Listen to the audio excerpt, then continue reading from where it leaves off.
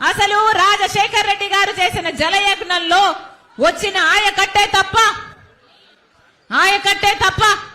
ఒక్క ఎకరానికి కూడా మీరు ఆయకట్టు పెంచగలిగారా అని జగనన్న గారిని సవాలు చేస్తున్నారు ఆంధ్ర రాష్ట్ర ప్రజలు. సమాధానం చెప్పండి. మరి మీరు రాజశేఖర్ రెడ్డి గారి వారసులు ఎలా అవుతారు? రాజశేఖర్ రెడ్డి గారి సంక్షేమ పాలనకు జగనన్న పాలనకు ఆకాశానికి పాతాళానికి ఉన్నంత తేడా లేదా? నిన్న ఒక ప్రాజెక్టుకు పోయాం. రాజశేఖర్ రెడ్డి గారు 750 కోట్లు పెట్టి ప్రాజెక్టు పూర్తి చేస్తే ఆ ప్రాజెక్టుకు కనీసం మెయింటెనెన్స్ అంటే ఆయిలింగ్, గ్రీసింగ్ ఇలాంటివి కూడా లేక ఆ గేట్లు ఊడిపోయి ఆ నీళ్లలోనే తేలుతున్నాయి. సిగ్గుగా లేదా? గుండ్లకమ్మ ప్రాజెక్ట్ రాజశేఖర్ రెడ్డి గారు ప్రాజెక్టు పూర్తి చేస్తే మీకు కనీసం మెయింటెనెన్స్ చేయడం కూడా చేత కాలేదు అంటే మీరు రాజశేఖర్ రెడ్డి గారి సంక్షేమ పాలన అందిస్తున్నట్ట అని మీకు మీరే ప్రశ్నించుకోండి. రాజశేఖర్ రెడ్డి గారు మాట మీద నిలబడే నాయకుడు. ఏ మాట ఇచ్చినా మాట తప్పని నాయకుడు రాజశేఖర్ రెడ్డి గారు. మరి మీరు ఎన్ని మాటలు చెప్పారు? స్పెషల్ స్టేటస్ తీసుకొస్తాను అని చెప్పారు. ఆ మాట తుంగలో తొక్కారు. పూర్తి మద్యపాన నిషేధం అని చెప్పారు. పూర్తి మద్యపాన నిషేధం అని నేను మేనిఫెస్టోలో పెడుతున్నాను అని చెప్పారు. పూర్తి మద్యపాన నిషేధం చేయకపోతే నేను అసలు మీ ముందుకొచ్చి ఓట్లే అడగనన్నారు జగనన్న గారు. మేనిఫెస్టో అంటే నాకు బైబిల్ లాంటిది, ఖురాన్ లాంటిది, భగవద్గీత లాంటిది అన్న జగనన్న గారు మరి ఇప్పుడు పూర్తి మద్యపాన నిషేధం ఎందుకు చేయలేదు అని ఆంధ్ర రాష్ట్ర ప్రజలకు సమాధానం చెప్పాలి. ఎల్లో వైరస్ మీద కనిపిస్తా ఉన్న కరోనా లాంటి ఆ దుష్ట చతుష్టయం మీద యుద్ధానికి, ఓ మహా సంగ్రామానికి నా కుటుంబ సభ్యులైన నా ప్రతి అక్క, ప్రతి చెల్లెమ్మ, నా ప్రతి సోదరుడు, నా ప్రతి స్నేహితుడు, నా ప్రతి అవ్వ, నా ప్రతి తాత మీరంతా కూడా సిద్ధమేనా?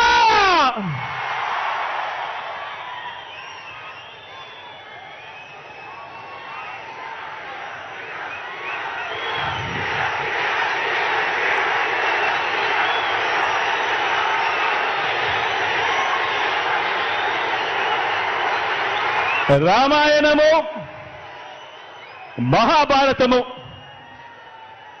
మన కర్మ ఏమిటంటే మన రాష్ట్రంలో రామాయణము, మహాభారతము ఈ రెండింటిలోని ఉన్న విలన్లంతా కూడా ఓ చంద్రబాబు నాయుడు గారి రూపేనా, ఓ ఈనాడు రూపేనా, ఓ ఆంధ్రజ్యోతి రూపేనా, ఓ TV5 రూపేనా, ఓ దత్తపుత్రుడి రూపేనా, ఇతర పార్టీల్లో ఉన్న చంద్రబాబు నాయుడు గారి కోవొట్టులు, ఇంతమంది తోడేళ్లందరూ కూడా ఏకమై మీ జగన్ చుట్టూ బాణాలు పట్టుకొని రెడీగా ఉన్నారు. ఈరోజు ఆంధ్ర రాష్ట్రంలో చూస్తా ఉన్న పరిస్థితులు గమనిస్తే, కానీ ఈ సీను వారి వైపు నుంచి చూస్తే ఈ సీను ఎలా కనిపిస్తుంది అంటే జగన్ ఒంటరివాడిలా కనిపిస్తాడు.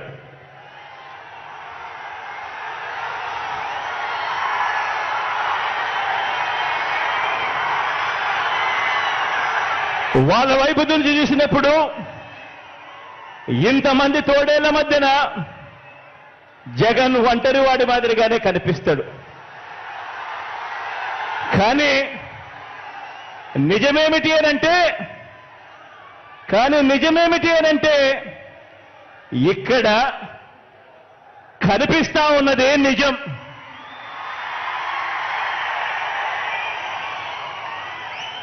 ఇది అసలు సీను.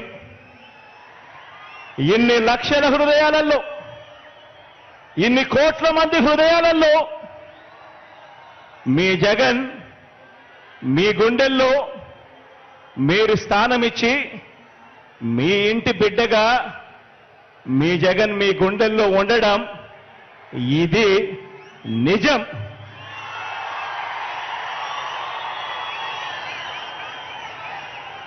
జగన్ ఏనాడు ఒంటరి కాదు.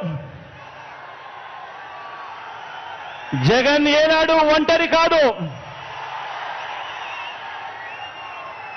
వారికి ఉన్న సైన్యం వారి పొత్తులైతే, వారికున్న సైన్యం వారికున్న పొత్తులైతే, వారి ఎల్లో పత్రికలైతే, వారి ఎల్లో టీవీలైతే, నాకున్న తోడేమిటో తెలుసా? నాకున్న తోడేమిటో తెలుసా? నా తోడు, నా ధైర్యం, నా బలం, పైనున్న ఆ దేవుడు, మీరంతా మీ గుండెల్లో నన్ను పెట్టుకున్న మీ బిడ్డ. ఇది నాకున్న బలం.